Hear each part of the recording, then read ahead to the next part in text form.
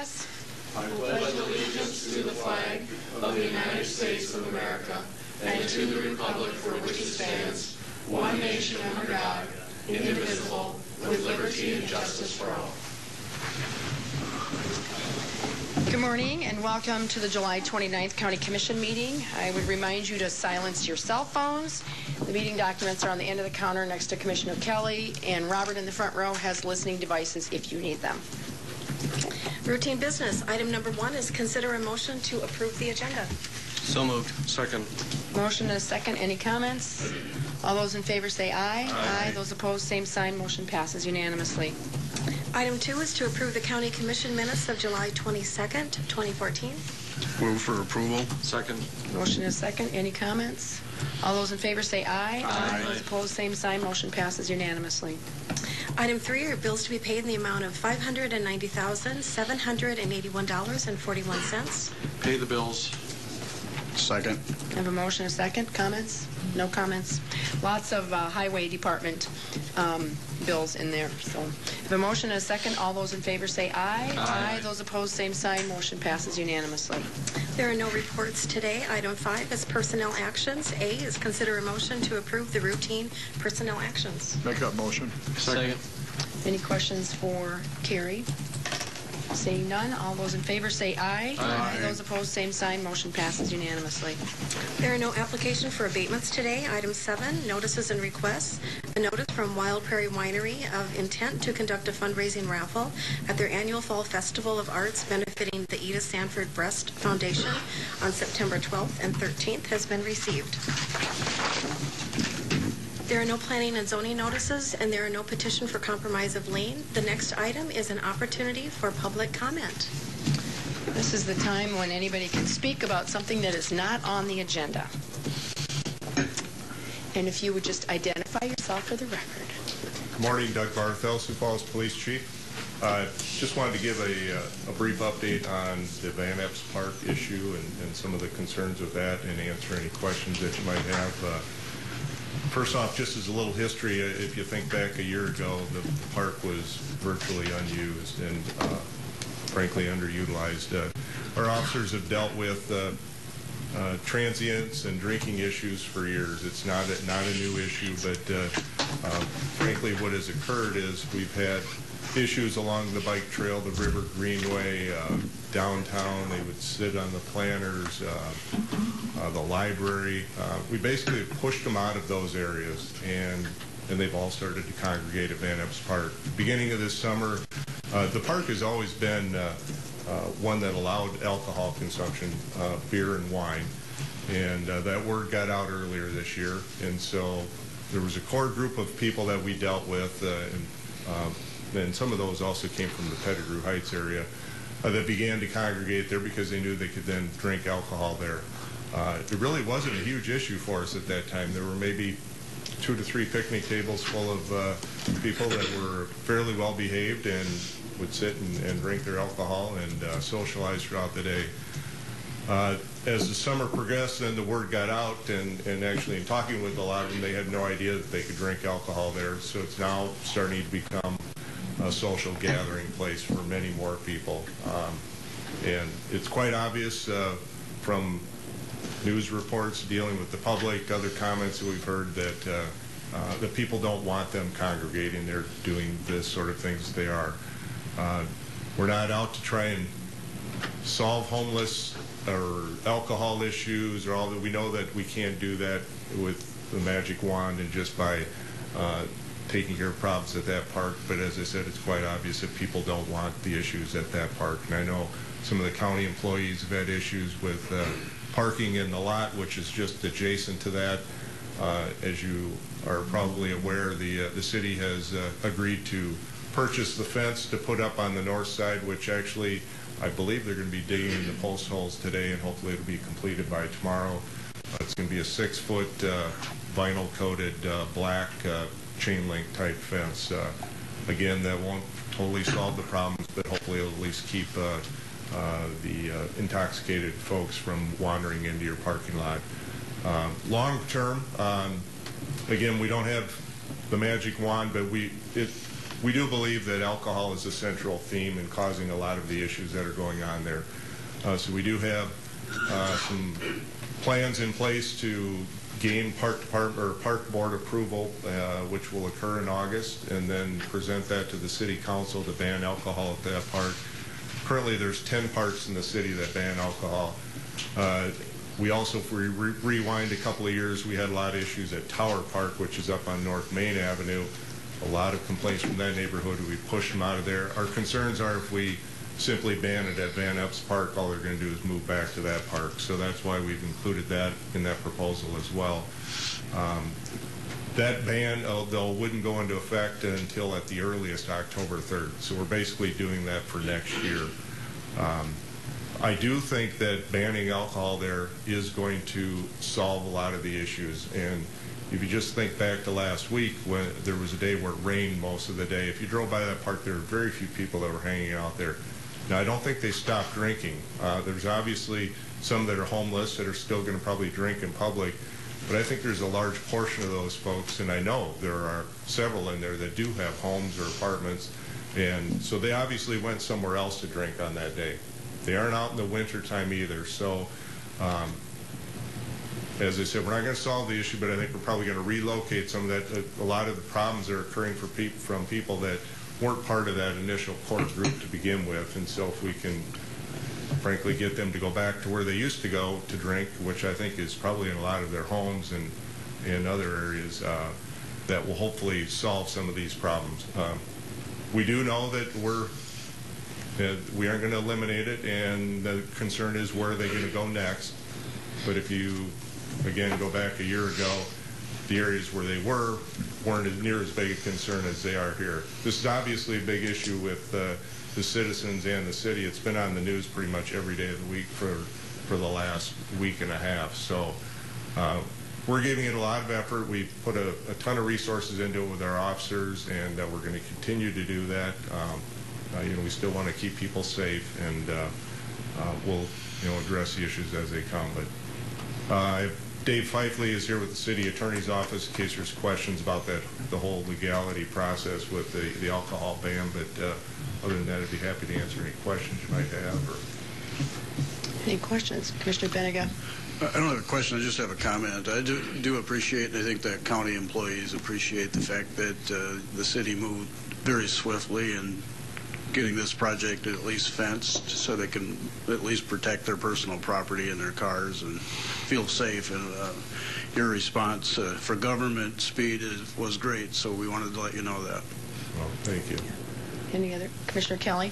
Doug, back in the mid-'90s, I think you'll remember we banned alcohol at Falls Park. Mm-hmm. And that was a dramatic change down there, and I applaud you guys for looking at Tower Park and Van Epps.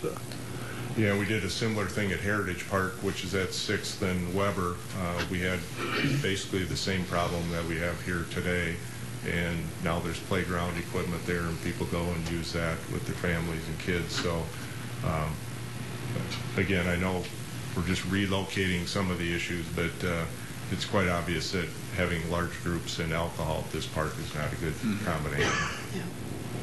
It would be nice if we could find a place that they could be that maybe wasn't, I hate to say so visible, because being visible was maybe a good thing too, because we're keeping an eye on them.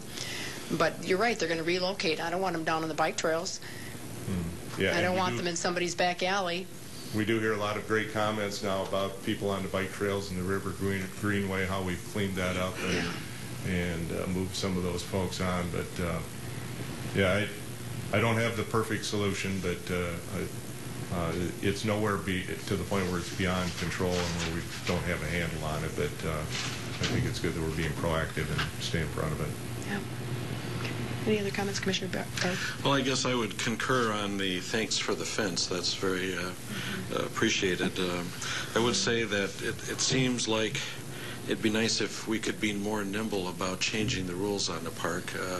October is, 3 months or whatever. I don't know what needs to be changed in the statute or city ordinance, but it seems like it ought to be a lot simpler than to wait that long. And I know that's certainly not your purview, but I also would like to just comment that I've been a long-time advocate of raising the cost of alcohol and using some of those funds to treat the issues that cause these problems, whether it's mental health or substance addiction, abuse. And, all of this is part of the cost of alcohol. And we continue to subsidize its consumption and encourage it. If a can of beer cost $1 more, maybe people would only drink a 3-pack. Anyway, I know the city is working hard on this. I appreciate your efforts, and I think that our workers here at the county can feel a little better having that fence go in. Again, thank you. Yeah, thank you. Anybody else? Well, I appreciate Commissioner Barth's comments, and I also think that we have to remember that it is, in fact, legal to drink in this country. You can actually open up a can of beer, open a bottle of wine, and have a nice glass of alcohol, whatever your pleasure is. However, with that being said, the real issue, and I think what really came up, is the fact that we need the fence primarily because our employees are going over there and they're having some problems with feeling secure and safe. And so I think the fence goes a long way to resolve that. And so thank you for your active stance. We're not going to solve any sort of regulatory problem or any sort of alcohol problem here today. So thank you for your comments, so I appreciate it. Yeah. Thank you. Okay. Thanks, Commissioner. Thank you. All right. Anyone else? Anyone else? Okay, we'll move on to regular business. Regular business, item 10, is to authorize the chairman to sign Minnehaha County Jail per diem contracts with the counties of Aurora, Brookings, Dual, Gregory, Hanson, Hutchinson, Hyde, Kingsbury, Lake, McCook, Moody, Sanborn, and Turner. Jeff Gromer. Good morning, Commissioners. Jeff Gromer. I'm a warden at the jail. These are just basic renewals of the housing contracts that we currently have in place with the 13 counties that have elected to contract with us. There is only one minor change to the contract, and that's just the daily rate is being increased by $1. So the new rate is $81.20. Any questions? Well, on the work release, the participant has to pay $2, is that correct? That's correct. That rate has not changed. So the 35, but it's supplemented by what they pay of what, $25 a day or whatever? The whole rate is paid by the participant. It's up to the $35 is? Okay. Yes. Okay. And it's up to the individual contracting county as to whether or not the county pays for that or the inmate, the participant pays for that. I'll tell you, across the board, the participant pays. When you have an out-county, do you have an out-county guy in here on work release then or not? Yes. You do? And yeah. That county doesn't pay anything then? The participant pays the rate then. Any other questions? Look for a motion. Move for approval.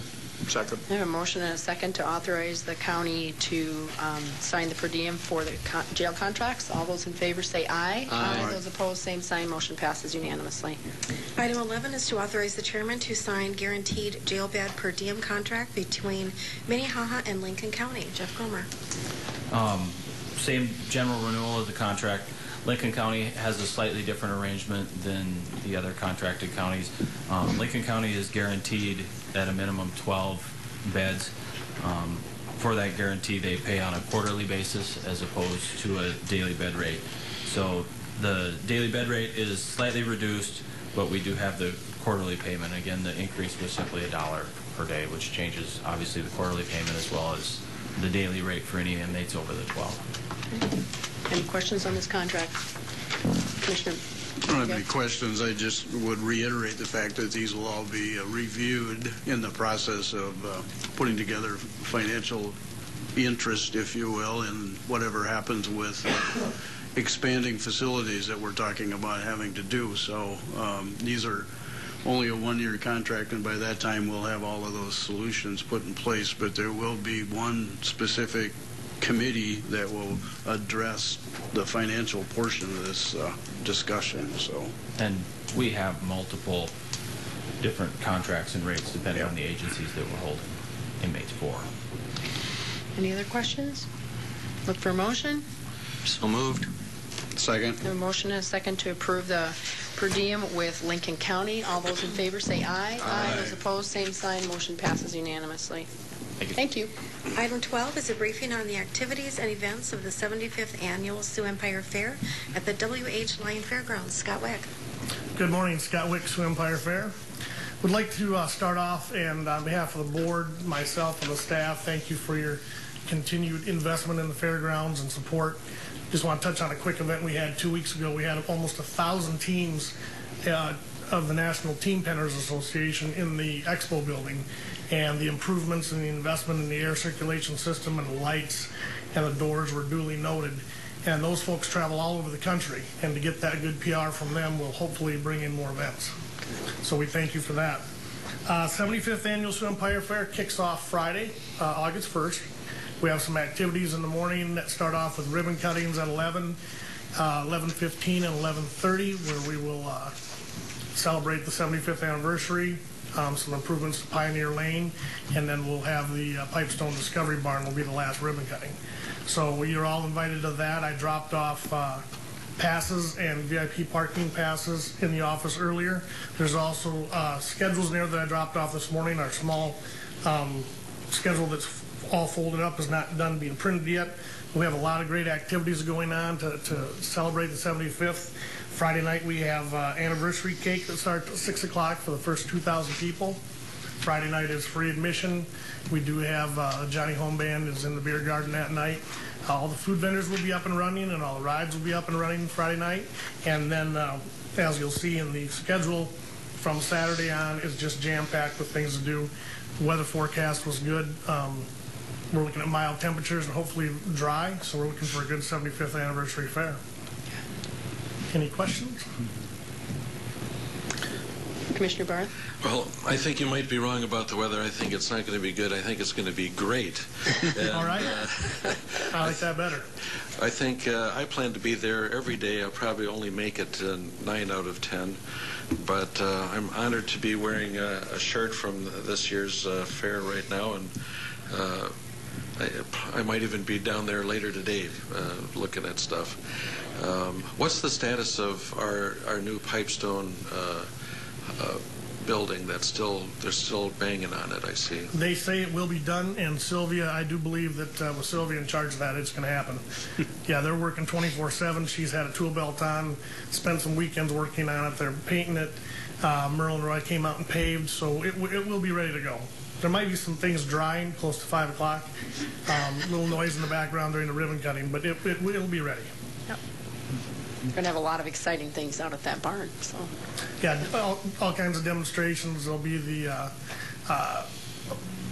pigs that give birth, cows give birth, chicks that hatch, the dairy demonstrations and the milking parlor. So it's all education from the time you walk through that grain bin and how many bushels are in there to how many people that'll feed, how many acres in South Dakota it took to put in that bin. It's 100% educational as you go through the entire building. So it's just a great fit to go along with why the Lyon family donated that land to the county. Anything else? Thank you. We'll see you out there. All right. Item 13 is to authorize the chairman to sign election services agreement between Minnehaha County and Election Systems and Software, LLC. Bob Litz. Good morning, Commissioners. Bob Litz from the Auditor's Office. And today I'd like to bring to your attention a contract for potential election services in Minnehaha County. The Minnehaha County Elections Department would like to propose the hiring of outside election services. They would be provided by a company called C-Change, which is the former E-Synergy. This company has been an integral part of ES&S for a long time. The proposed contract centers around 4 areas of service. First one would be ballot printing, and we would work with Total Vote on producing the ballot styles and numbers. This would cut out an extra step and reduce our chances for errors. The cost for producing the ballots for the next election would be an estimated $27,000, which is close to what it costs us to produce the ballots ourselves. Second step would be election night reporting. This will help us tally and distribute the results and data quicker than we've been able to in the past. Third area would be programming of the auto marks, and the auto marks case you're not familiar with it, are the voter assistance machines. If you have a number of disabilities, they would assist you in doing that. We're required to put them out for federal elections, but along with that goes the programming of the automarks. And we currently do this in-house with the election chips. It's complex, and sea change would offer us other languages should it get to that in the future. Number 4 would be the programming of the ballot tabulation machines. We currently do this in-house, and it takes a lot of staff time. The election process is changing. We will soon not have the capacity to keep programming the needs of our future elections with what we have in-house. Our county is the only one in the state that still does our own programming. The entire rest of the state uses the proposed services. It will eliminate some of our risk areas and minimize the potential for mistakes. The estimated cost for the next election services, if we do these, is about $5,388.10. We believe at this point we can cover those elections expenses within our election budget. We're requesting approval of the contract so the auditor's office can sign off on the matter, and then we'll begin this portion of the November 4th, 2014 general election. Any questions for Bob? Commissioner Barth? Bob, it talks in the contract about exclusive service provider. We agreed to purchase the products and services only from these people. Is that an issue at all? I think, we can do it for 1 year or 3 years like the contract says, but I think that to get that continuity going for elections, it would behoove us to go ahead for the 3 years. And, I did run this contract by Kirsten, and we had a few changes on it, and I don't know if the State's Attorney's Office has any comments on it.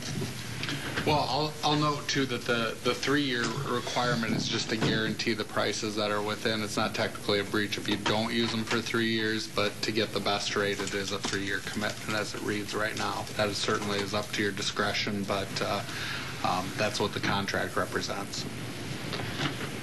I think the truth is we'd have to search far and wide to find somebody to do the comparable services for that price. Any other questions?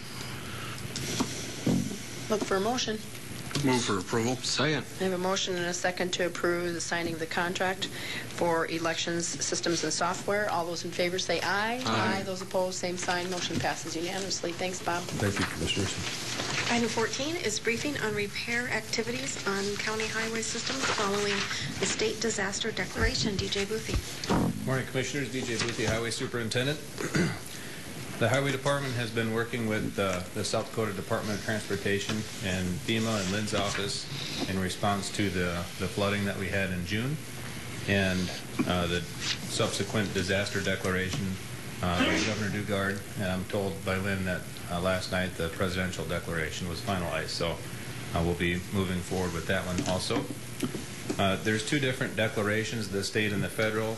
The DOT is coordinating the effort of the state's ER program. Disaster assessment is scheduled for next week, starting next week. We've been in contact with them several times and have a lengthy list of projects that we're going to be requesting to be completed with that declaration. Work is to be completed within 180 days of that June 13th disaster start date. And so we'll try to work to make sure that all of it is done within that time frame to receive what should be 100% reimbursement for that work. The FEMA declaration, I think that should be a 75 to 85% reimbursement for the work that falls within the FEMA reimbursement guidelines.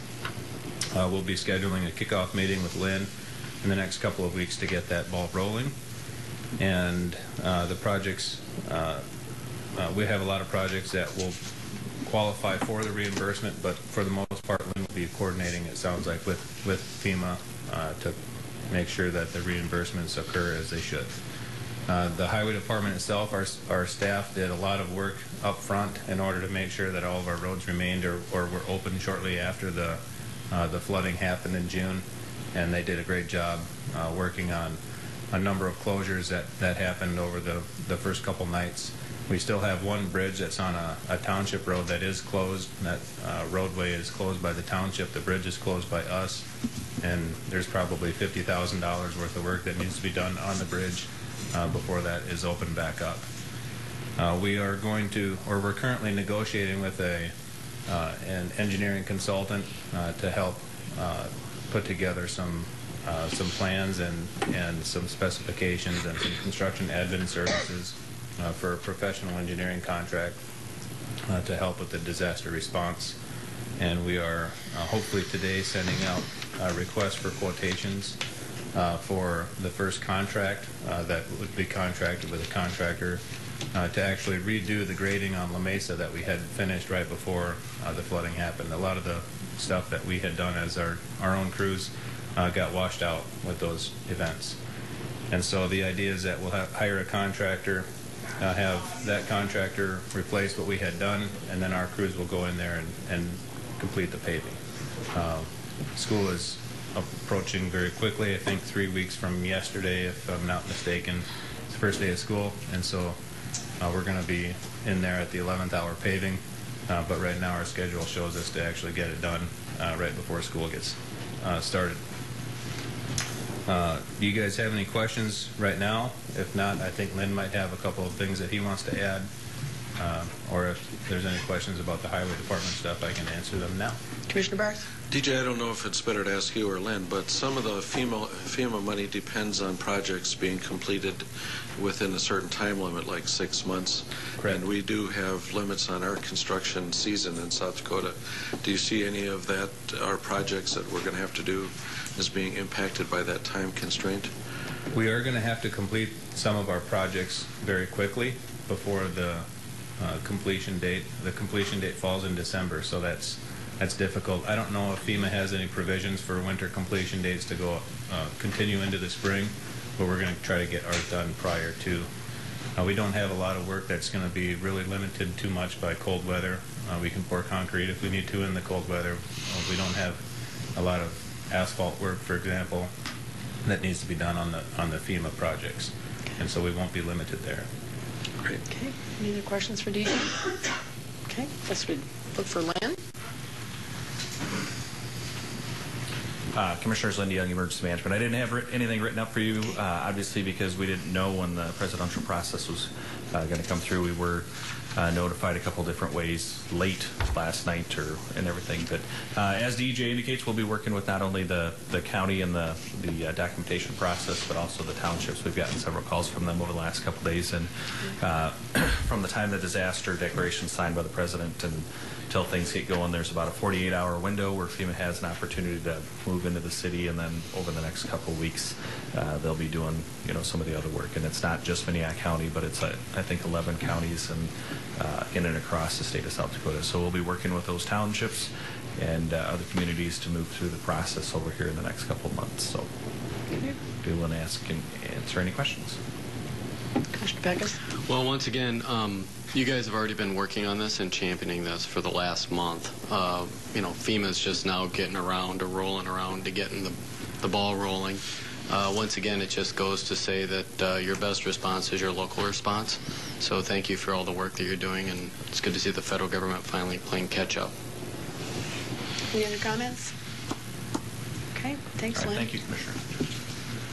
Item 15 is to authorize the chairman to sign the JABG subgrant notice of award, special conditions, assurances, and certifications for RFP number FFY 2012-2013 JABG-01 for the LSS Diversion Officer Grant. Ken McFarland. Commissioners, you will recall back on June 3rd, you authorized the submission of a grant application to the Department of Corrections for what will be the final year of the grant associated with the middle school diversion officer. This is actually 2 grant periods that they are combining into one. They were only going to allocate approximately $20,000 for each of the 2 remaining years, and they decided to combine those 2 years into one so that we'd probably get more bang for the buck. And so what we're proposing is to continue the services of the Lutheran Social Services Middle School Diversion Officer Program.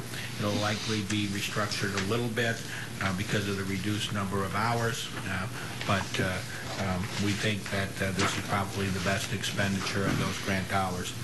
What you have before you then is the authorization for the chairman to sign the notice of the award that we received, and then I, as project chairman for this particular grant, will sign off on a number of other documents required, acknowledging the reimbursement process and submitting some insurance and EEO documents that are required as part of the grant. So again, this will be the last grant year for this particular program, which has been going on for quite a few years with the county. So with that in mind, I'll be happy to answer any questions. Are there any questions? Commissioner Kelly. Ken, what's going to happen at the end of this grant? Now, this person is a LSS employee, correct? They are. But next year we're going to consider going this on our own. Is that correct? Is that... Well, the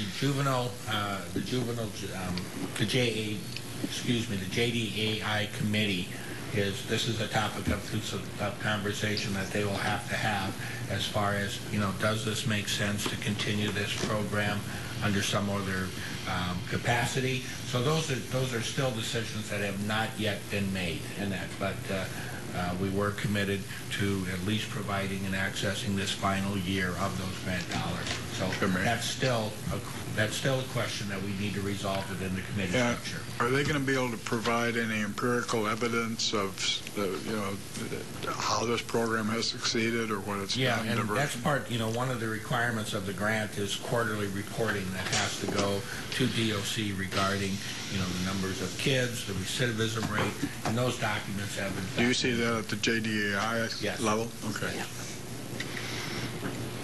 Any other questions or comments? Commissioner Benega? I'll just make a comment. I think we already know that there's been success in the program from the fact that a number of years ago, before I started anyhow, this process, there was discussion about building a secured 100-bed facility, and now we're down to talking about remodeling a secured facility for 1/3 that number of participants. So obviously there's already been success in the conversations, regardless of who takes credit for it, that the bottom line is the outcomes have been extremely positive. I think the outcomes are the JDAI, and it isn't necessarily resource officers in the school, and that's why JDAI will be looking at this to see what the data shows. There has been some research that maybe resource officers in the school isn't the best solution, but we will be looking locally for data, and whether it's the county that, through JDAI is funding this type of thing, or whether it's a school district issue, or whether it's a city issue, there's a lot of questions to be answered. It is sad it's going away. This has always been grant funded, and now it will no longer be, but I think we see that in a lot of different areas of the county where grant funding is disappearing, and we need to figure out what programs are really necessary and how to go forward.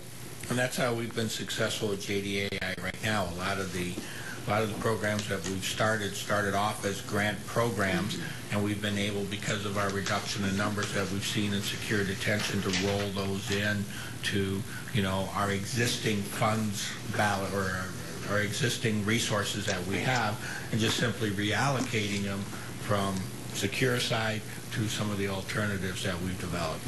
So putting that money to the best use, and that's what we've done. So, I do think what you're doing there, looking at, say, the school district, we need to look at other partners when these, we can be the focus for the grant initially, but when it comes to funding it ourselves, and not only this, but a lot of these programs, we need to look at who else is affected by it. And we do have a school board, we do have school board members on some of our committees, and we also have representatives from the city of Sioux Falls who's looking at different areas that we've been working on. So yes, we do have outside agencies and partners. Commissioner Barth? So Ken, is this basically a renewal of existing stuff, so the bureaucratic boilerplate that's associated with this contract is the same as previous, and so there's no additional demands on you or the auditor's office to make sure? There is not. Okay. They actually shortened up a year for us in it, so instead of trying to administer 2 smaller grants, now we have one pot of money and a larger grant that we can administer, and so no, this is not causing us any additional burden than what we're already doing. Thank you. Any other questions or comments? I'd look for a motion. So moved. Second. I have a motion and a second to authorize the chairman to sign the J-Big grant. All those in favor say aye. Aye. Those opposed, same sign. Motion passes unanimously. Item 16 is consider a motion to adopt the FY 2015 provisional budget for Minnehaha County. Ken McFarland. Well, it's been a long summer, and then you folks have spent a lot of hours crafting this particular budget, and today is the day by state law that we need to adopt a provisional budget. Right now, the FY 2015 county provisional budget stands at $72,141,845. And this is an increase over the current adopted budget of 2014 of $68,791,522. This particular budget is supported by what we would see based on past years as a sluggish 2.4% growth in property taxes due to new construction, and a 1.4% adjustment allowed by the state for the CPI under the property tax limitation statutes. We have some very modest increases that we are seeing in some of our non-property tax revenue, such as the bank franchise tax, some recording fees, and vehicle registration fees. And importantly, a big part of this growth is actually an increase in the highway budget, which is a separate fund, and we're including that within the total, and your desire to accelerate some of our building projects by spending down some of the cash and that in that highway fund. So the general fund is actually where some of our other major expenditures are, and that is really constrained by, of course, the property tax limitation.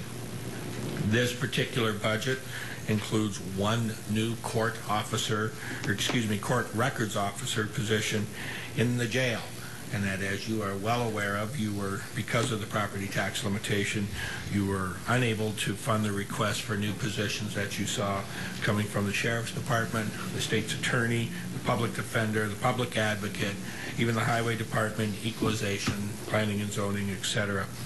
That are the one thing that, if I have to characterize this budget, is that basically what this budget does is keep the county operations pretty much on par with the 2014 budget, in that with little or no growth to fund any requests for new positions, equipment, programs, or demands that we are seeing based on our growing community. So the property tax limitation as it's structured right now, basically, if I had to characterize it, keeps our head above water. But it doesn't allow us to expand and meet the demands that we are seeing in our departments. Right now, a public hearing is on the proposed budget. Will be held on Tuesday, September 2nd at 9:15, and I will remind you the final budget must be adopted by September 30th, and that you have indicated, some of you, that there is a desire that we will have perhaps another budget meeting or two to make some final adjustments on the provisional. And the other thing that this budget does, it does also take into account and funds the normal increases that we would see in payroll for our employees and implementation of a modification in our pay plan. So with that in mind, the issue before you today is the motion to adopt the provisional budget, and if you adopt it as it is, we have a press release that will go out later this morning. Are there any questions for Ken? I still have one issue that I have some heartburn with, and I will just throw it out here, and you guys can think about it for the next month if you would like, and that is that we're taking 2 sheriff cars away, and we're putting 2 new vehicles in equalization. I still think we should give the sheriff back one of those cars, and we should be using a surplus highway pickup for equalization. You don't have to do anything about it today if you don't want to, but I think you should think about it. I think that a sheriff car running down the road every single day is extremely important, and I think that we need to revisit that particular issue. So, Commissioner Barth?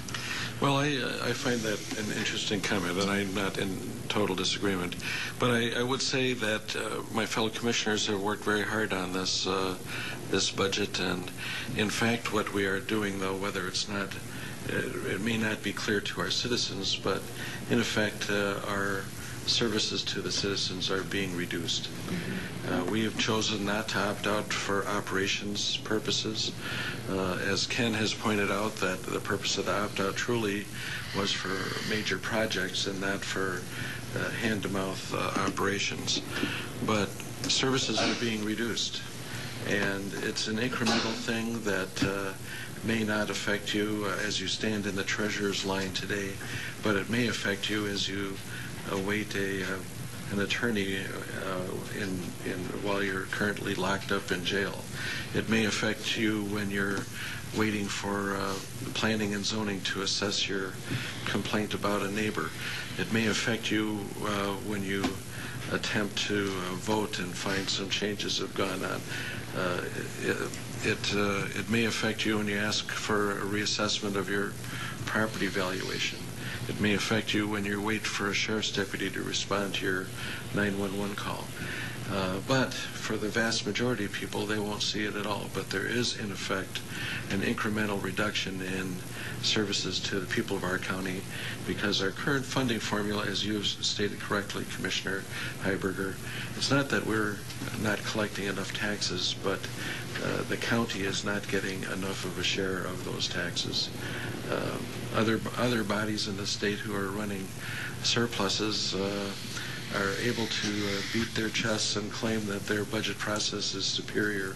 They didn't show up for these meetings, and they're sitting on piles of cash.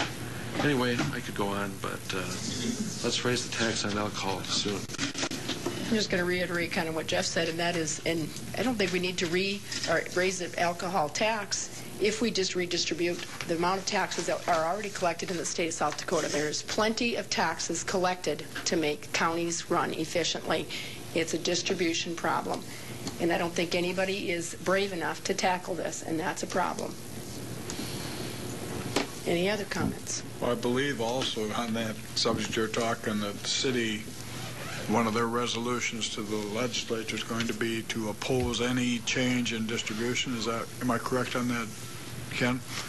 As I understand the resolutions that the city has adopted is to oppose anything that would take away some of their current funding streams, whether it comes from sales tax, alcohol tax, or other kind of things. I'm not so sure that they would oppose a redistribution, let's say, of the state portion of the alcohol tax counties. but things that impact their revenue sources, as I read their resolutions, that would indicate that they would be opposed to anything that would take away from their sources, or to even, as I understand it, expand that ability, like a county sales tax to the counties. So, any other questions or comments on this provisional budget?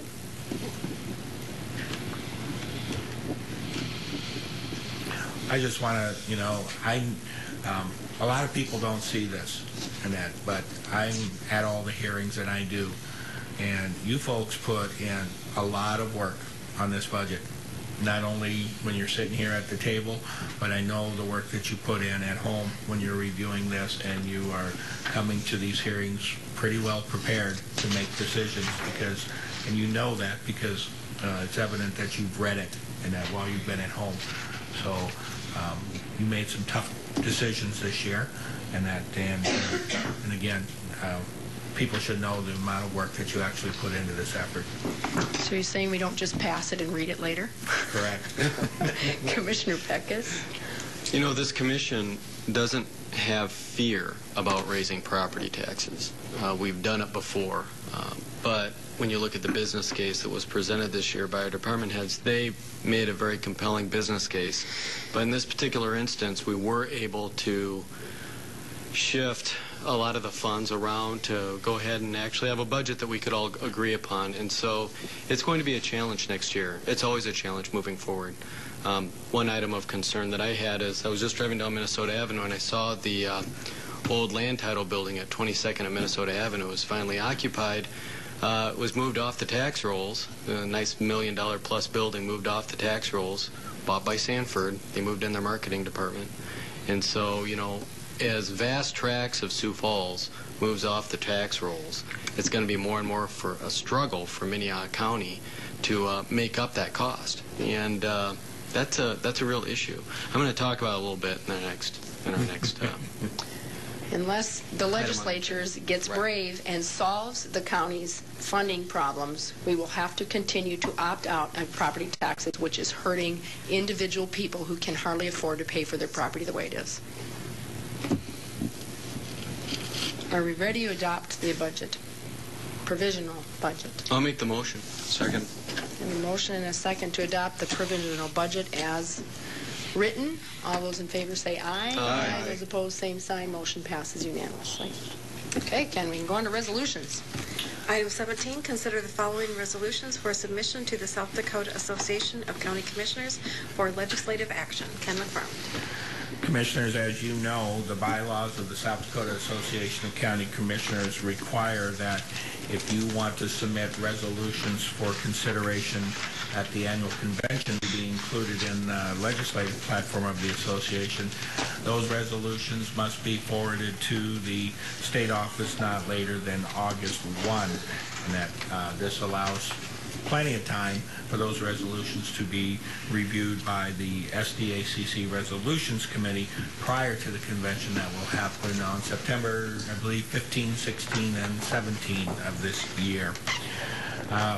You will recall on July 8th, we came to this commission to explain that process to you and to begin the process of identifying resolutions that you may want to submit for consideration.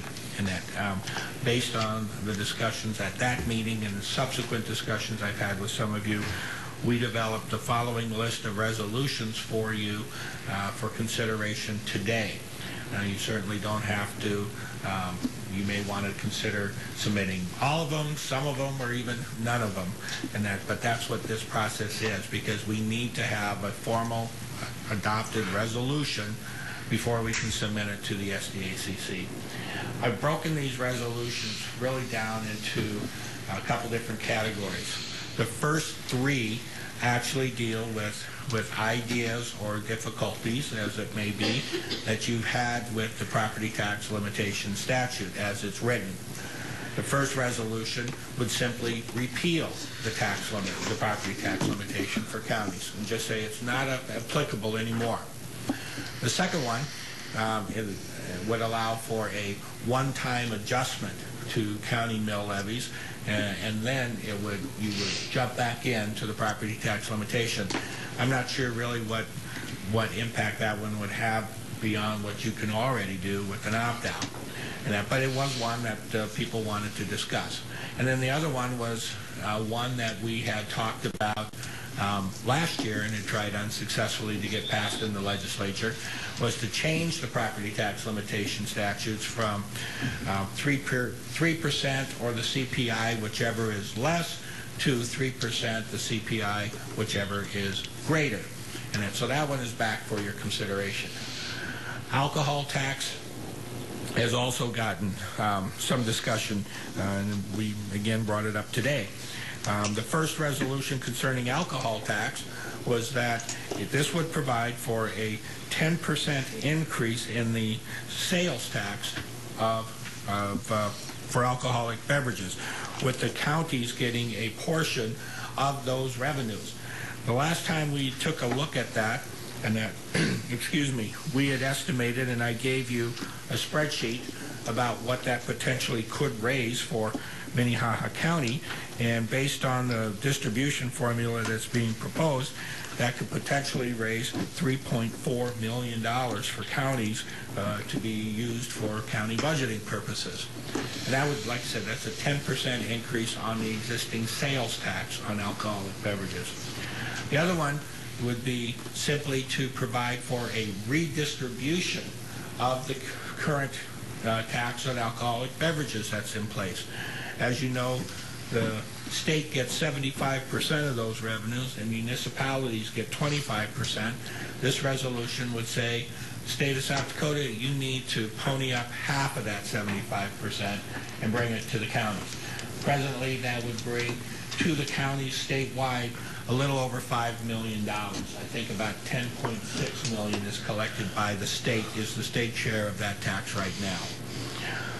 The other three are, the other four resolutions are, or three, are just a different variation.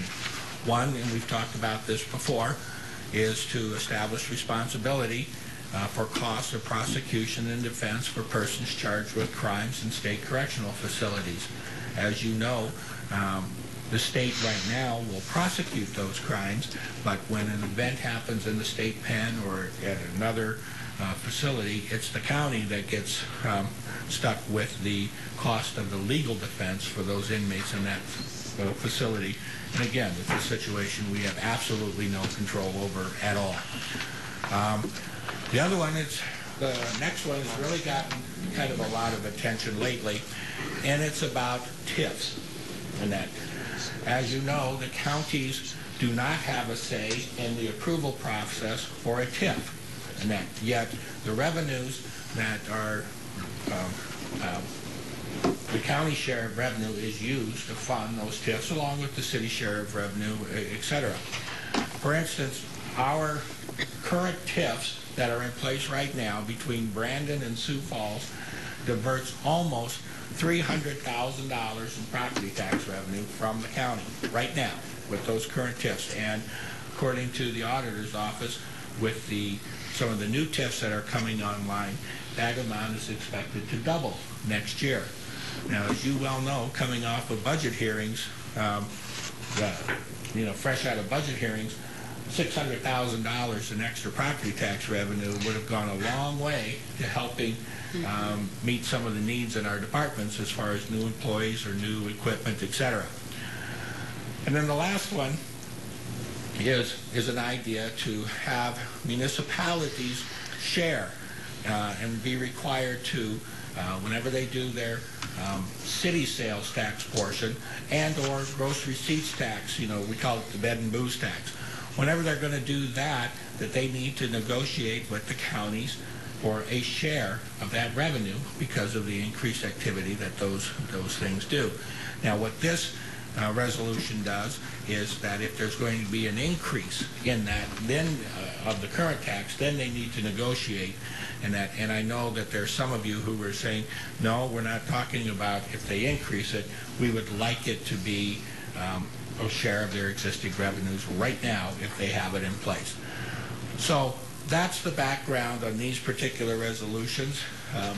Again, these are resolutions that were gleaned from my conversations with you, each of you, and from what you discussed in the public last on July 8th. So I'm not sure how you would like to tackle these and which ones you want to forward for consideration to the resolutions committee.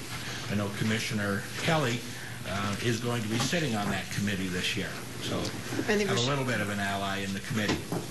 I think we should go just one down the road, and let's just see what your arguments are and whether we leave them in or throw them out. So the first one is the property tax limitation status to repeal the whole thing. For counties. For counties. I don't think it'll work. I think we're best off still sticking with C. I don't know who brought it forward or whose idea, but does anybody want to speak to that? I really need some input from the commission on this, because it's the first time we've had a representative on resolutions for a long time. Well, I think we've ridden that horse before, and it's never gotten any further than the barn.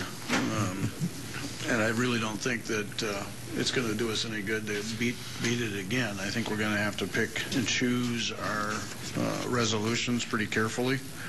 If we choose to do that on our own, that would probably be something we could consider later, but I don't really think that the county association is going to tackle this one. So let's take it out. I think I detect 3 votes against it here. Yeah. Okay. And the next one is a one-time adjustment to the county levies. I'm the one that brought that one up. That was a couple years ago. I think that at least when I first got elected, they talked about the fact that Minnehaha County lowered their mill levies in the odd chance that would somehow convince the legislature not to impose the property tax limitation. Of course, we lowered ours, and immediately they passed it, so we got locked in at the lowest mill levy rate.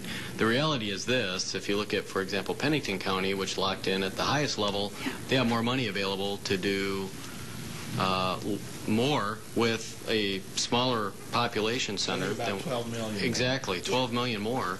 And you're telling me that that would go a long way to creating a lot more of not only potential social type programs, but also law enforcement. You know, we wouldn't have to cut those cars out of the sheriff's department. But I just think that for the counties that went out there and really tried to work with the legislature that year, we got penalized, and we've been penalized ever since. And, you know, how's that affected people in Minnehaha County? Well, we've had to opt out 5 times. That's what it boiled down to. So, Commissioner Kelly. Ken, do you know how many counties are in a position we are versus where they were at the higher mill levy? I do not.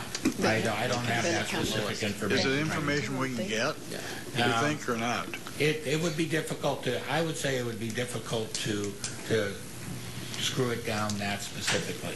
You know, I think Rapid has a seat. I'm not sure. I looked at the thing, but I think Rapid has a seat on the resolutions committee too. Obviously, they wouldn't, from their standpoint, have little interest in this. So, you know, it could be viewed very strongly as a Minnehaha County bill, and that's not been the easiest hill to climb in the past. So. The sad thing is we're supposed to be working together as an association, but sometimes it comes down to which county do we like and which one gets too much. That's the reality. That's right. If I may, I think also that the one-time adjustment might be everyone goes down to Minnehaha County's level. Yeah, there you that go. would be. They get their attention. Yeah.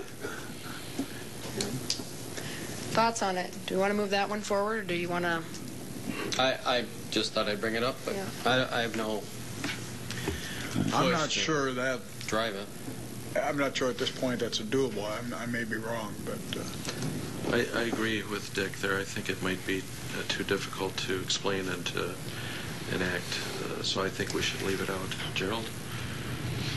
Well, I don't think it's difficult to explain. The equation's not the same for everybody. And if it was kept equal for everybody, it would solve, frankly, most people's issues.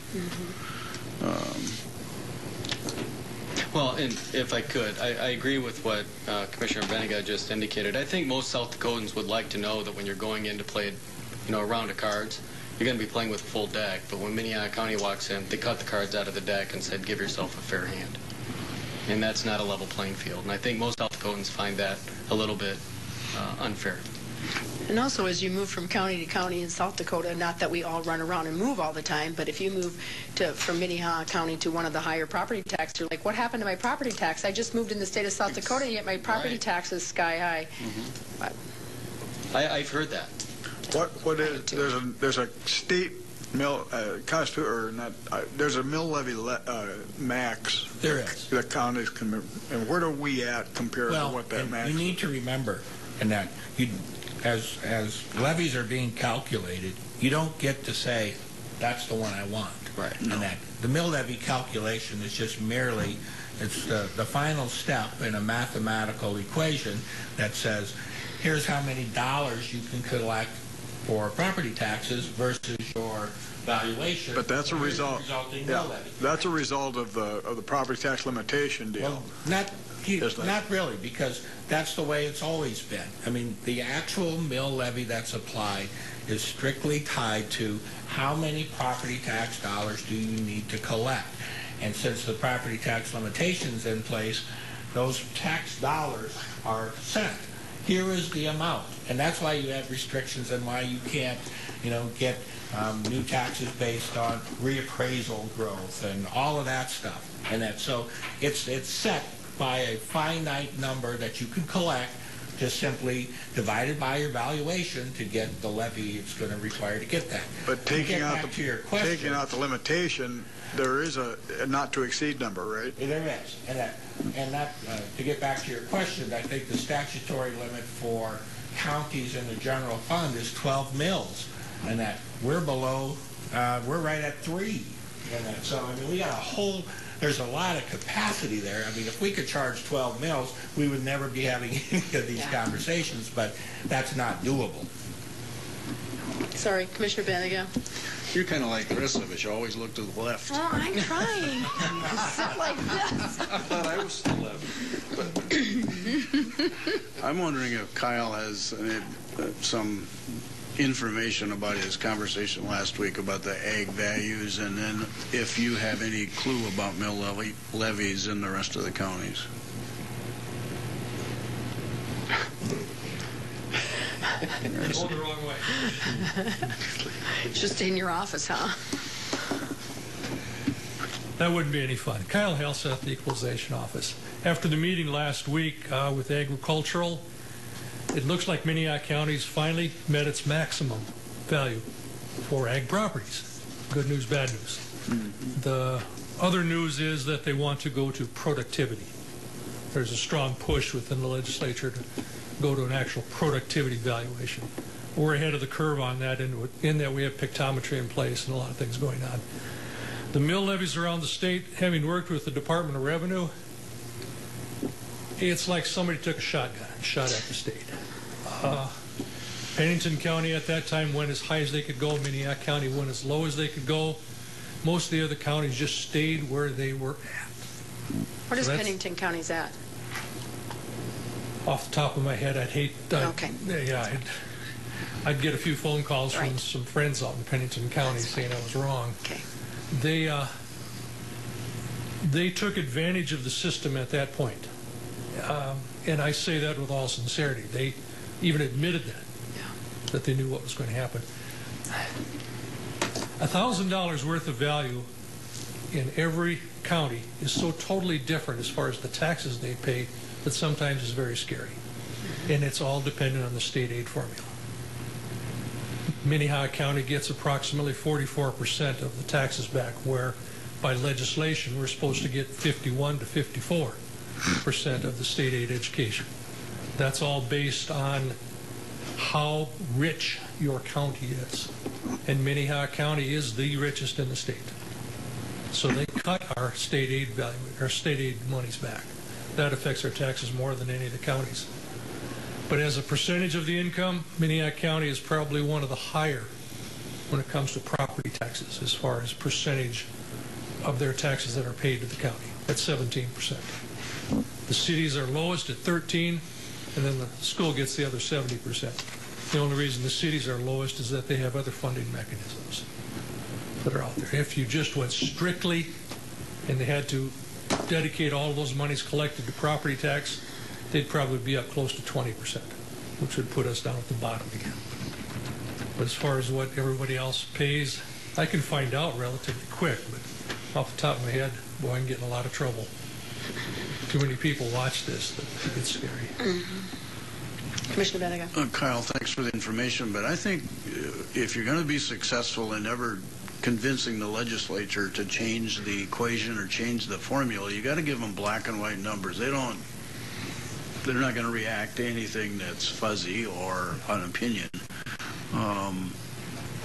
I'm wondering if that's not an important piece of us trying to at least move something forward to make it equitable.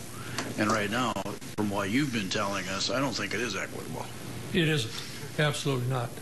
And I guess one word of not warning, but a little caveat out there, the legislature right now is really not depending on the Department of Revenue for a lot of numbers. Right. There's a lot of mistrust going on. A lot of reorganization taking place with the new LRC director, with the Department of Revenue losing a lot of its key personnel.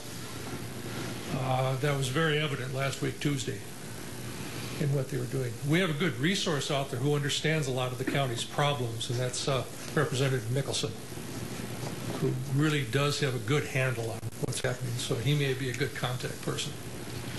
Well, I still feel that we have to have some sort of document that talks about issues, and I agree you don't want to be guessing at those, but I think we need to start the process to figure that out, frankly. Ken? And, you know, one of the issues, at least with this particular one, that I can anticipate, you know, if you're doing a one-time adjustment, they're going to get right back, well, we let you do that. It's called the opt-out. If you want to pick a number that you think is going to get you fair, opt out, and then you restart the property tax limitation. And that's the biggest drawback on this one that I see, simply is they're going to say, we already let you do that. It's called an opt-out. Just do it. And you can do it for any amount that you want to get you to that level.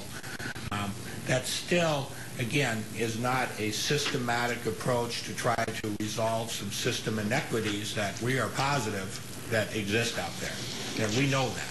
So. Okay, my last comment would be, is what we've tried in the past, has it worked? No. So why the heck are we going down the same road? Oh, I'm not disagreeing with you. I mean, we're just shooting ourselves in the foot and then saying, well, maybe it'll work this year, but it hasn't worked for 10 years in a row. That's kind of like, I'm not disagreeing. It does not make sense not to have black and white numbers. But Commissioner Kelly. You know, Minnehaha County had a reason for what they did back when the limitation came on, and it was probably to keep taxes lower here, keep taxes as low as we could, and within a reasonable budget. I don't think it does us any good to say, well, Rapid City's got a higher mill levy, because they do, they had a higher basis to work from. Irregardless, it's our problem now is funding our current problems, and probably, most of it's in the public safety side of it. So I think that's a place we have to look at stronger, and the alcohol tax is one of them. Look at that more than trying to get first the resolutions and then the membership of SDACC and then the legislature to allow us to go up some arbitrary number. And you're right, Gerald. It hasn't worked in the past, and I don't think there's any new approaches to make it work this time. Everybody keeps talking about, back in the day and when that happened. Well, here's how that all shook out. I mean, just for historical context, that was the time period when they were enacting the property tax limitation and the discussion was going on. That one of the key sources of revenue that the state took from the counties in order to start this whole process, to start the fund balance for the school aid formula dollars and the property tax relief program that they were trying to do. The state took a little over $16 million from counties in the form of the personal property replacement tax in order to fund that new state program to do it. Our share at the time, if I'm remembering correctly, was somewhere around that $700,000 to $800,000 share. We anticipated that legislation, we knew they were going to take that away. We had a pretty good idea that they were.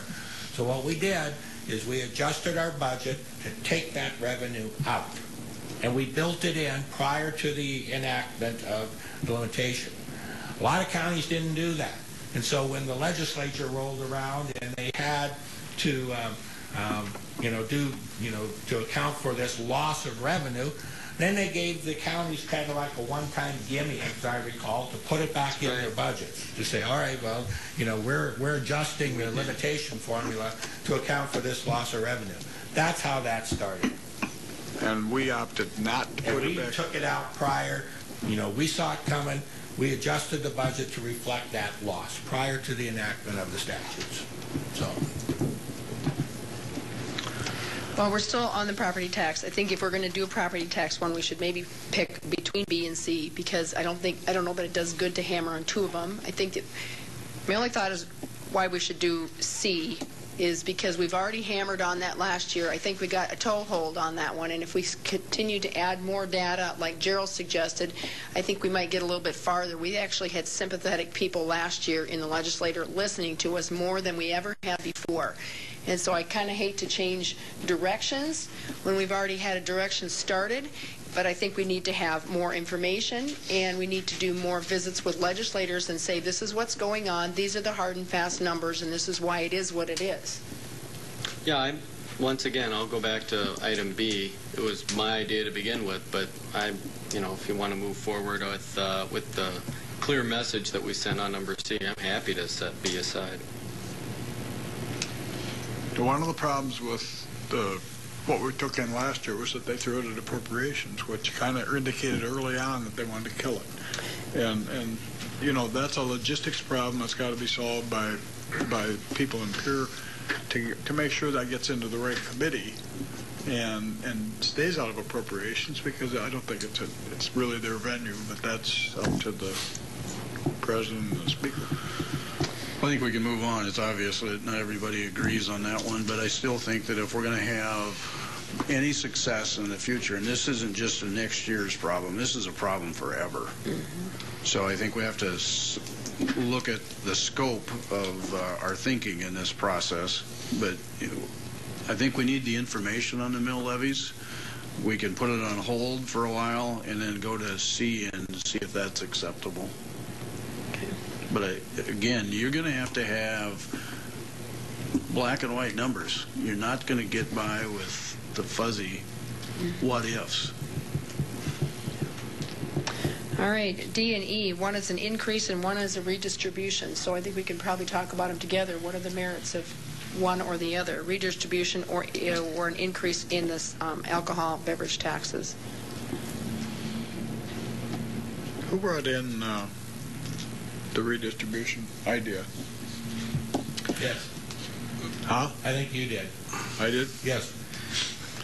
Madam Chair? Yes. I guess I wasn't. I don't remember, though, that I was saying we ought to get half of the state 75. And this is, you know, something that, again, we have tried before with the legislature to try to get a redistribution of this actual tax.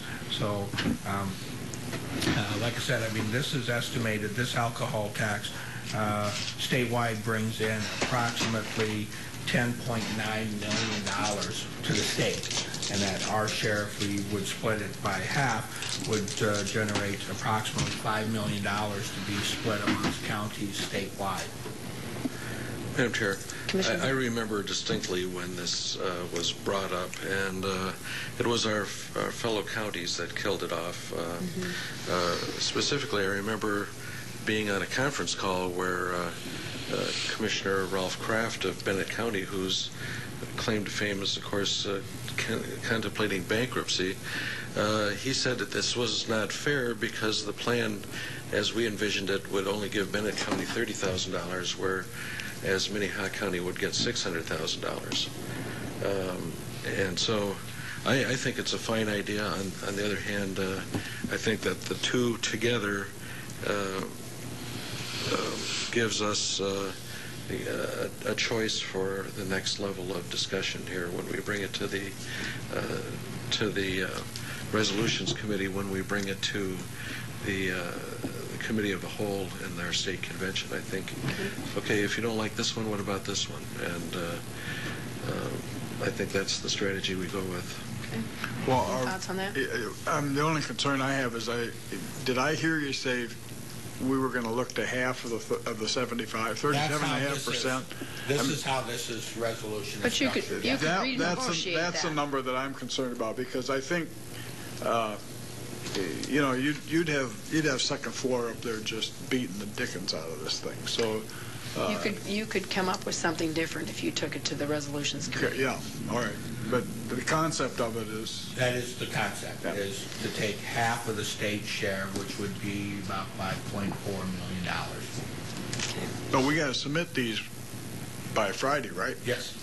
So how are we going to read it? Are we going to read it as the half? Or unless you amend it, and that's how it's written. You can always change it when you get there and amend it. Okay. I'm just asking what we're going to take up. Yeah. I will remind you, I mean, that's what happened on our last year on one of our property tax limitation resolutions. We took it to the state, and then in the Resolutions Committee amended it in committee, and the amended version is what went to the floor, you know, for consideration. So the Resolutions Committee does that all the time. Okay. Want to leave them both in? Go on to the next one. Is for prosecution costs. Just so that I understand, and that because I want to make sure that I'm submitting the right ones, because you need to sign off on these, and that, so I think you're going to have to take a vote because I need that for the minutes. Okay. is that I need the minutes and a copy of the signed resolutions showing that this board voted to approve those resolutions. That's part of the documentation to submit. So, Okay. So I'm not sure where you ended up on the property tax limitation one, whether or not we're doing C or not, and these two, but I think you need a specific vote on them in order to move forward. Okay. So does somebody want to make a motion on the first? We've gone through E, so you can make a motion to include whatever A, B, C, D, or E, or all, or none, or what do you want? Madam Chair, I would make a motion to send on C, D, and E. Is there a second or an amended motion, or? I'm going to stay out of this. 'Cause I have a motion for C, D, and E to go on to... I'll second. I have a motion and a second for C, D, and E. Are there any other comments on those? This is as far as we are. All those in favor say aye. Aye. Those opposed, same sign. Motion passed unanimously. Okay, we're that far. Okay. E is establish responsibility for costs of prosecution and defense for persons charged with crimes in the state's correction facility. We have talked about this one. Does anybody have any comment about this? Commissioner Peckus. Well, we've been burdened. Maybe I should rephrase that. We've benefited from having a very competent public defender's office that has been able to step up and defend everybody charged with crimes out of the state penitentiary. Our prosecutor's office, state's attorney's office, at one time was burdened with the charge of prosecuting those offenses that occurred up at the penitentiary, even though they're in state DOC custody, because it was committed within the confines of Minnehaha County. It was our office's responsibility to go ahead and prosecute those. That was changed. They actually recognized several years ago that the burden of bringing those types of prosecutions would be better brought on with the establishment of the Attorney General's office down here in Sioux Falls. And they've championed a lot of those prosecutions with a very good trial team. And they have their own group down here in Sioux Falls from Pierre with the Attorney General's office. Now, the reality is that Minnehaha County is still paying for the defense of people charged with crimes out of the penitentiary. That may or may not be significant if you're talking about somebody that just is slamming a guard or something like that. Those are prosecutions that, of course, are significant, but, you know, there's a reality to the cost that is not going to be crushing. Okay, but if we were to fast forward and think about that burden, think about the cost of doing 2 death penalty cases out of the penitentiary, and that we're paying for that. And so, you know, all things being equal, it'd be nice to have our partner, the state of South Dakota, step up and help us to pay for the cost of some of that defense. Because we did pay it. It was Public Defender's Office that did that case. Well, there's at least 4 other communities that are beside, isn't there, that have state facilities, so like Pierre, Rapid City, Springfield, and what, I'm not sure what. I mean, this goes to... And Yankton, too, I suppose, out of the... excuse me, juvenile facilities as well. But, may I? Aren't they part of the consortium, the defense consortium? Those other communities are also part of the defense consortium. Most of them are. Yeah, yes. So what happens there? They have a different risk pool they can tap into for those catastrophic type hits to their budget. We don't have that. We've chosen not to belong to the legal pool. Any other comments? Otherwise, I'd look on a motion if somebody wants to move this one forward. I'll second John's, I think, motion. Yeah. Have a motion and a second. All those in favor of a resolution to establish responsibility for cost of prosecution and defense for persons charged with crimes in a state correctional facility, say aye. Aye. Those opposed, same sign. Motion passes unanimously. G. G is the TIF resolution. And this would simply say that unless a municipality gets permission or approval from the county or another government entity to participate in the creation of that TIF, then the entity creating the TIF can only use their portion of the tax collection to support the TIF. And the other entities would then continue to receive their dollars.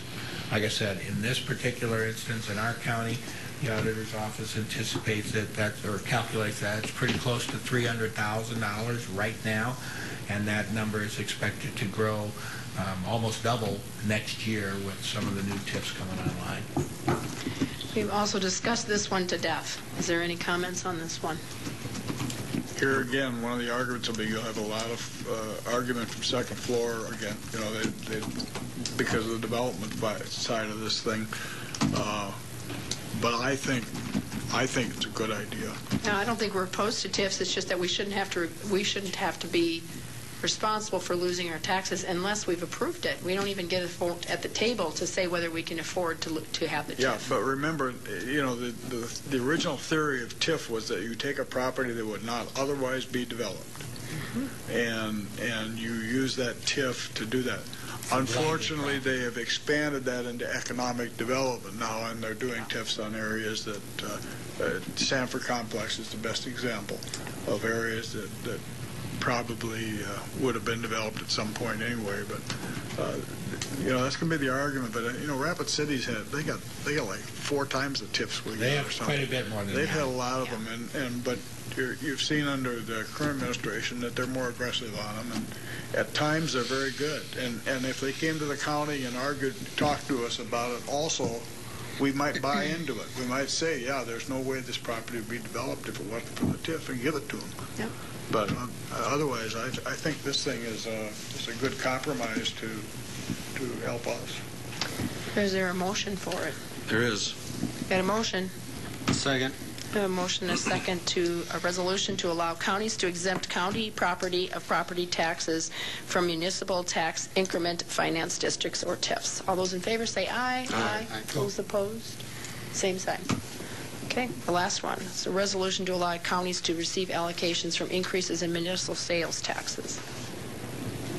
Commissioners, again, I just wrote this one up that, their sales tax authorized by SDCL 10-52-2 and gross receipts tax that are authorized by 10-52A-2, and the way I structured this particular resolution, that whenever these rates for these revenues are increased or implemented after the effective date of this legislation, that the municipalities would have to negotiate a share with the county that they reside in.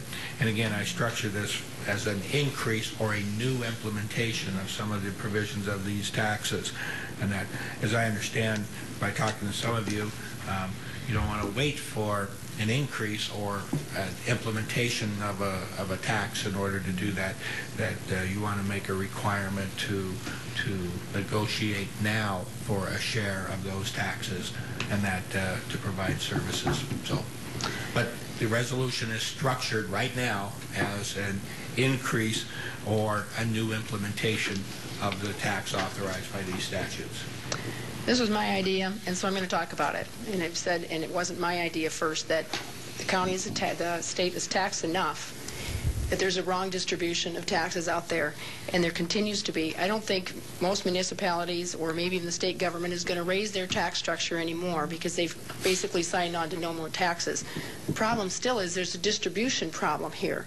And I think that any entity out there that has raised their over what their base tax rate is should be sharing a portion of that with the counties that are doing the law enforcement out there. Because as cities or the state grows, their problems are put on county government, but yet they're not providing any additional funds for any of the problems that come along with it.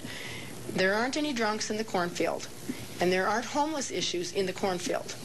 Yet people in the counties come in and spend their monies in all the municipalities, and the problems come to the cities. And I think they should be sharing a portion of the taxes. I think taxpayers would get behind this because it wouldn't raise your property taxes. You're already paying these taxes. You're just not seeing the benefits of it. Then the county turns around and raises your property taxes. There's enough money to go around. It's just not distributed right. And I also don't know about negotiating if that's the fair way to do it. I wonder if the state should set a level that for every penny sales tax that's increased, a portion, and they can decide what portion that is, goes back to the counties to pay for law enforcement issues. So, sorry, it's my idea. The only comment I'd have is that I think it would have minimal effect on Minnehaha County. We've kind of taken advantage of every city of Sioux Falls taking advantage of every tax that's available out there. And, this would affect more counties where there isn't a city sales tax, and then all of a sudden they want to pick it up. How do you see it doesn't affect us? That's just it. The city of Sioux Falls and our outlying municipalities have all added additional taxes. Yeah, if we get a portion of that taxes... Are you retroactively saying that? And it might take 4 or 5 years to move it. If you raised it by a certain percentage, you might say, well, this year we're only raising... Because obviously you can't just go out there and say, well, we're taking an extra 5% out of your money, because they can't afford that either, but in a slow increment. The other thing is that some of our municipalities contract with us for law enforcement. Well, that money needs to come right off the top and say they've already paid a portion of their collected taxes into the county of Minnehaha County for law enforcement. Okay, I didn't understand it was retroactive. So yeah, it needs to be retroactive. It doesn't do any good. Your goal would be to have a piece of the 2 cents or the 3 cents or 4 cents. And the bed and booze tax, and it's not just Sioux Falls. Pennington County would, and if they don't want to use this tax, that's fine. But it should be available to everybody. So Aberdeen, who also has a county jail, anybody who's using law enforcement or has a big city, Brookings has a big city, Watertown, they all have cities that have additional taxes. And you're pitting all of them against the counties is what, I can't see where any city would support this, including what... But how many taxpayers are going to support it? Commissioner Peckus. Well, I was just going to comment. I see Scott sitting back there. If you look at our comprehensive development plan, we've set quite a number of requirements. When people want to form a business outside of a municipality and they want to have it in rural South Dakota, in the rural county areas, we put a lot of requirements on them. And a lot of times we have people that, quite frankly, they want to be out in the counties so they don't have to pay city sales tax. And we've seen kind of interesting commercial areas get developed outside of Sioux Falls where people are actually actively looking at their bottom line saying, hey, I could avoid 2 cents on my charge here because I would be outside of Sioux Falls. And so suddenly that enables them to move into Minnehaha County. But when you think about the fact that we don't collect any of the municipal sales tax, but yet we have requirements in our comprehensive development plan that, of course, encourages people to locate in municipalities. Quite frankly, that's where we want them, because then they'll be driving on their roads. They aren't going to be banging up our county roads. So really, we put a lot of hurdles. In fact, if you have a rural business, you can't have more than 5 people visit within a given daytime hour, because we don't want to have too much wear and tear on the roads. Well, for me, logically, it does make sense that if you're going to be saying, okay, we're going to be excluding people from bringing businesses into rural Minnehaha County, quid pro quo, maybe we should get some of that municipal sales tax now that those people are spending money in those municipalities. Any other comments?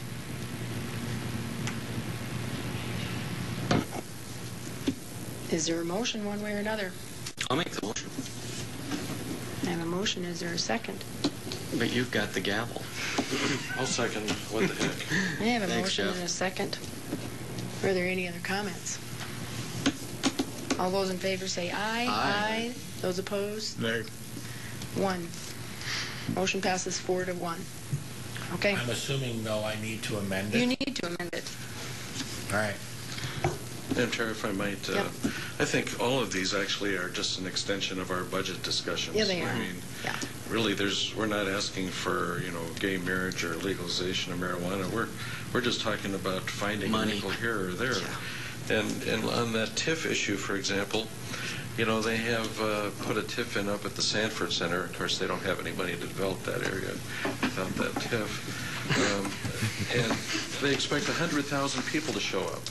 Out of 100,000 people, will anyone go shoplifting? Will anyone go to Van Epps Park?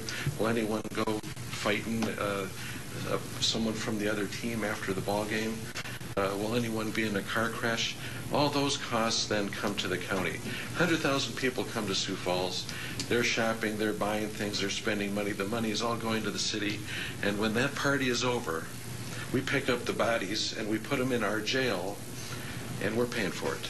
And we get no revenue. Well, may I also, just to echo a little bit, every one of these really deals about money. And I know we talk about money up in here. It's essentially, that's what we do in legislative term. But, for example, we don't talk about state flags. We don't talk about county flags. By the way, I did send a proposal to Ken for a county flag yesterday. I did some research, and every county in Ireland has a flag. We don't have time for such nonsense. Do you want to add that to the resolutions? But we don't.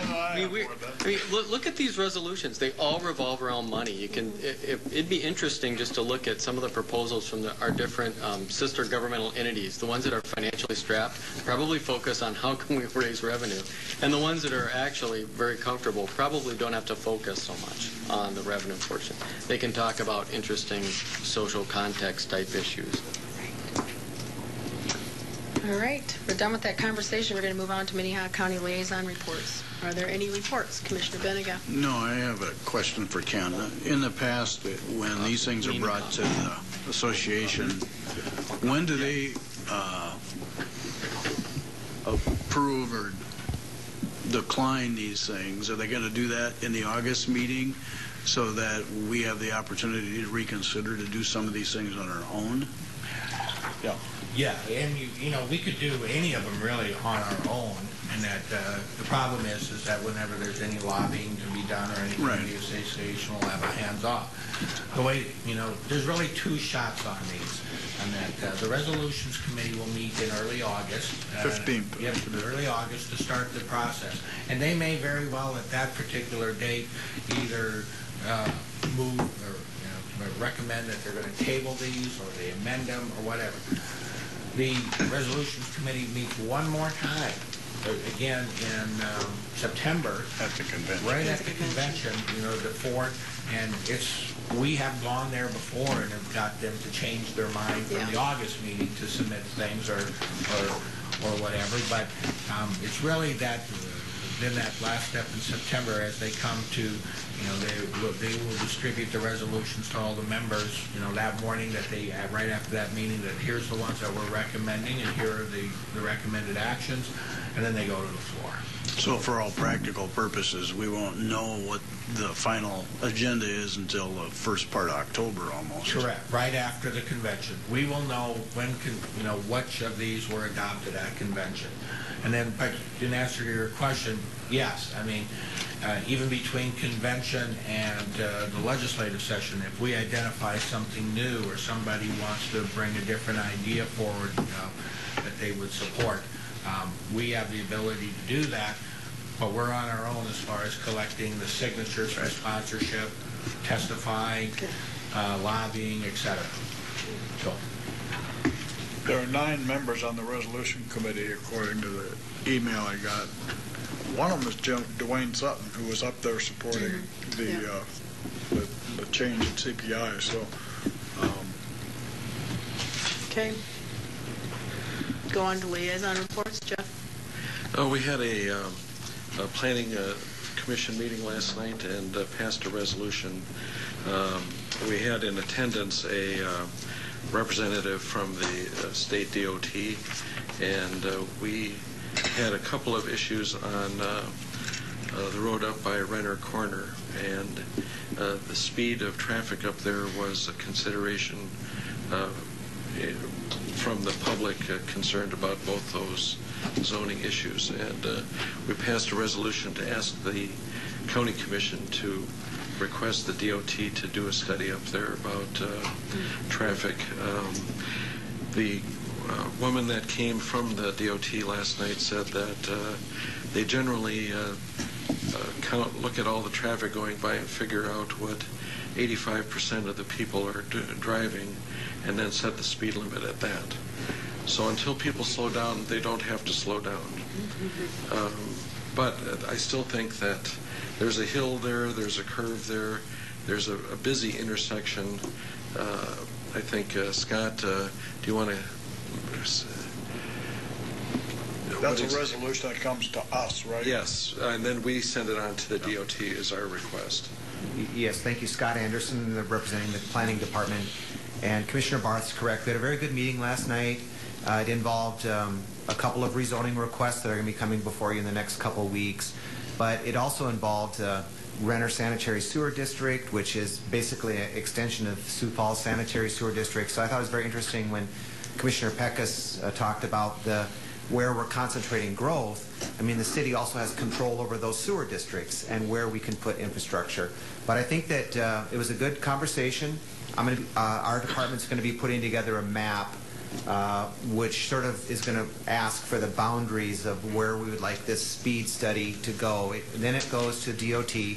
In the regional office that does the study is in Mitchell, and Brooke White was here. She's one of their engineers, was very helpful. Really gave us some very good information on how they address access management points, how they address speed, the traffic. So that will be something that will be coming before you. As I understand it, anyone can ask for a speed study. So the Planning Commission made a recommendation to bring that forward to you and then ask you to send it on to the regional office in Mitchell, and then it'll get plugged into their schedule. There won't be a specific time. They're not going to jump right on it. It'll go into how it fits into their schedule, and they will look at if the speed is appropriate, the number of accidents, the number of access points in that given area. But we are seeing some development requests in that Renner area, and I think as the city grows and it falls into our comprehensive plan as it's in a transition area, and this is where we want growth to occur. So I think overall it's going to be a good thing, and we'll work closely with all the players, which is the Renner Sanitary Sewer District, the DOT, county planning, the developers. I mean, there's a number of people. We're all working together. Okay. Thanks. Thank you. Any other liaison reports? Is there any new business? Sioux Empire Fair, be there. Is there any old business? Sioux Empire Fair, be there. 75. I have it written right here on my sheet. Friday through starting on Friday and going through next week Sunday. So any other? Move adjournment into exec session for contract negotiation. Second. Motion and a second for exec session. Adjourn the meeting. All those in favor say aye. Aye. Those opposed, same sign. Motion passes unanimously.